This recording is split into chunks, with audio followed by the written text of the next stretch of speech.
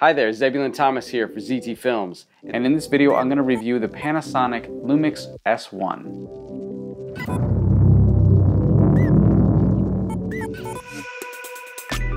I recently had the opportunity to attend the Panasonic Lumix S1 and S1R event party.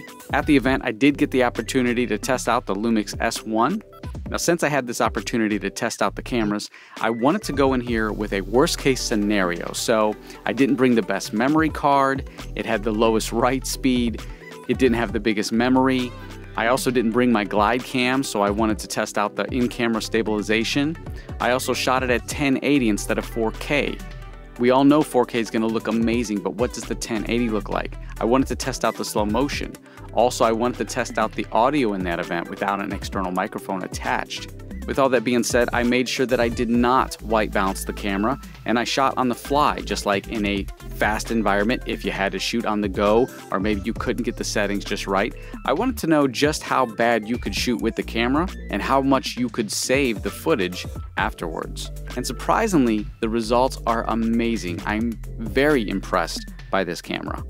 All of the footage you'll be seeing here is shot in 1080 at 60 frames a second, and the camera was not white balanced. At the event, I got to meet a lot of other exciting photographers. I think I was the only videographer there, although there was a lot of people shooting video. Most of them seemed very interested in only photography, but I quickly stepped up and said, I want to use this camera for video.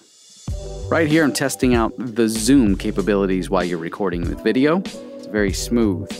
The lighting setup for daylight lighting, and so I just underexposed a little bit with an ISO of 800, and with that I wanted to color correct the footage to see if I could save this footage from being a little too dark, and in which I was able to, and I was impressed. Now, this is the only photo I took with the camera, and I just quickly did a point and shoot, and it came out amazing. A little bit of color correction and you're good to go. With this scene here, I did color correct this footage that you're looking at right now, and I will show you a before and after. This is in slow motion, and all I really did is just some minor tweaks that I would do to most footage, but right here I'm just trying to save the color and get it as close to what it looked like when I was there. So I'm trying to correct the white balance issue, and then I'm going to add my little touch to it, and I kind of like a little bit of a green hue here. I think it looks a little more cinematic. But I was excited that you could really do a lot with the footage in this camera, even if you didn't get it right in camera at your shoot. The quality of the photo and the video did not distort at all. It looks amazing. And here's a side-by-side comparison. You can really bring out each individual color.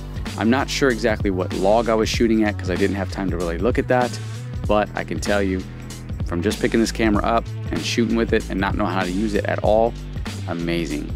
Now, if you look at this, the internal stabilizer in this camera is amazing. I was able to get this shot with a handheld moving back and forth, and even when you slow down the footage, some of that shake goes away. It's not really that noticeable. For this camera to be on the go, if you don't have a stabilizer and you're just relying on the lens and the in-camera stabilization, you'll have nothing to worry about. As long as you keep your breathing down and you focus on trying to keep that as stable as possible, the camera will deliver. And as you can see, all of these shots, they're just done for me moving around handheld. It's amazing. Now, the other thing I was impressed with was the image sharpness. I didn't decrease the sharpness and I didn't have to increase the sharpness at all. And also, I didn't have the need to put sharpness in the video in editing. So I really do like the sharpness of this camera as is. If you're shooting something and you want a little bit more control and put the sharpness in, I do always recommend taking the sharpness all the way down, but this was kind of where it would be if I put it back in.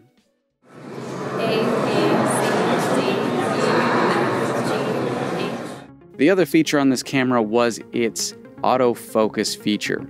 Autofocus with video is a new thing, and a lot of camera companies are coming around to it and really getting good at it. But I will say the Lumix S1 nails it. Really good, fast autofocus. It did struggle just a little bit when there's more objects between me and my subject, but that is expected with autofocus. But I will say this is probably the best autofocus that I've experienced in a very long time. So this one does take the cake. The temperature was definitely different in this scenario here when I moved over to the other model.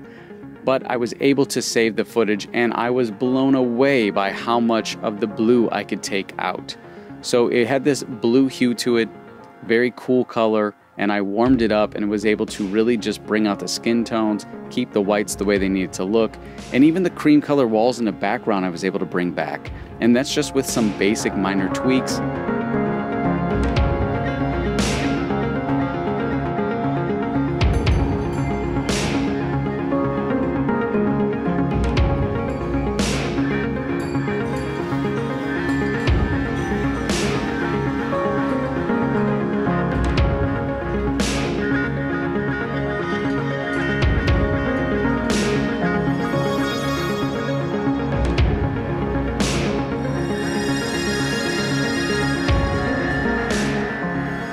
Now here we have a very warm environment. The camera again was not white balanced. Now I like this look, but let's just say you did not want it to look like that. So again, I wanted to mess things up and see what I could save on the back end. And as you can see, look how beautiful this image quality looks when it has been cleaned up, when the yellow warmth has been taken out of the video and all the real colors have been brought back in, and then you can add your own touch to it. Again, working with a pro and some incredible models and a great team from the Pixel Connection showing off the Panasonic Lumix cameras. Amazing opportunity here. This event was so educational and just a great experience for all of us to learn from each other. Again, now I kind of just went with the basics of how I would shoot, and usually when I'm, shooting a live event, all the little things that happened. And so that was, how fast can I use this camera? Can it pull autofocus the way I need it to? If I'm forced to shoot at an ISO 800, can it handle it? Will the slow motion look good in 60 frames at 1080? All these different scenarios, running and gunning with a camera, not knowing how to use it. So I made sure that I actually did not ask a lot of questions on how to use this besides basically how to get it into video mode. I kind of struggled with that because there's a lot of great features and it just seemed a little different than my usual Canon camera. But I will say this, I'm so impressed by the sensor in this camera. I'm so impressed by the low light capability. I'm impressed by the sharpness and the ability just to save footage. You can literally go at this camera and have a horrible environment to shoot in and still be able to save your video and deliver a quality production on the other end of this. And that's what I love the most. I'm looking for cameras that allow me to be creative, and if I just can't get it right in the shoot, in camera, I can save it later when I'm editing. And that's very important to me. And it should be very important to you, especially if you're new to photography and videography. You're gonna want a camera that you can start off with point and shoot and then gradually advance into all of the manual functions. I will say this, I've been pretty fast with pulling focus myself, and this autofocus is almost caught up to me. What I mean by that is, I've noticed that I can pull focus faster than the camera can autofocus, and I get it all the time. And that just comes from me practicing with my camera so much and doing so many video shoots and photography shoots that I just know where to turn my lens, where to turn that focus ring, and how to use my camera correctly.